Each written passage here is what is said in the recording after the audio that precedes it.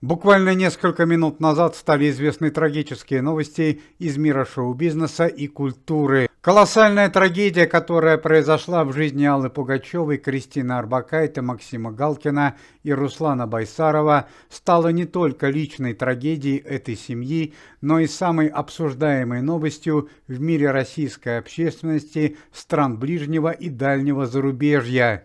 Вот уже длительное время родственники Аллы Пугачевой, внук Дэни Байсаров и дочь Елизавета Галкина находились в критическом состоянии здоровья. Последнюю неделю они были в хосписе для терминально больных людей, без права посещения данного заведения родственниками. Ну а вчера вечером произошла финальная трагедия. Лучшие российские врачи предприняли отчаянную последнюю попытку спасти жизни молодых людей.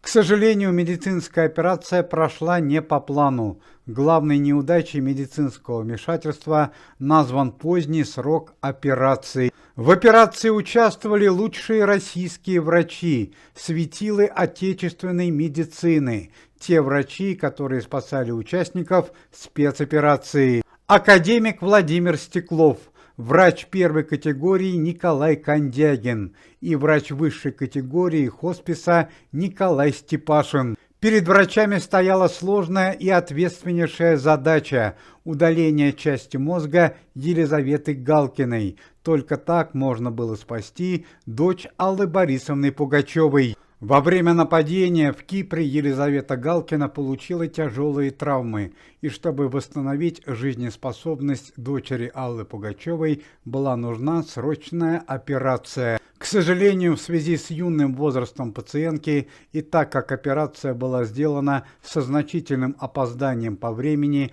об этом есть косвенная вина Аллы Борисовны Пугачевой, так как сначала певица обратилась к израильской медицине, а только потом к российским врачам, произошла непредвиденная ошибка. Сначала, как казалось, операция прошла успешно, однако спустя 15 минут после медицинской процедуры у Елизаветы Галкиной резко поднялось давление и повысился пульс. Врачи зафиксировали клиническую смерть и остановку сердца. К сожалению, после медицинской операции дочь Аллы Пугачевой, Елизавета, вновь впала в состояние комы. Как заявили врачи, после операции они признают свою ошибку, однако отмечают, что если бы медицинское вмешательство произошло раньше, то все бы могло сложиться удачнее. К сожалению, также по-прежнему в критическом состоянии здоровья находится и сын Руслана Байсарова и Кристины Орбакайте Дэни Байсаров. Надо отметить, что еще 1,5 года назад внук Аллы Борисовны Пугачевой Дэни Байсаров также пострадал из-за ошибки врачей, но на этот раз американских.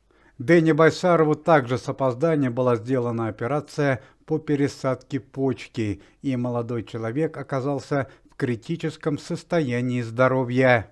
К слову сказать, что в России уже дважды проводилась коллективная молитва о выздоровлении Дэни Байсарова и Елизаветы Галкиной, но, к сожалению, пока эффективного результата выздоровления молодых людей не наблюдается.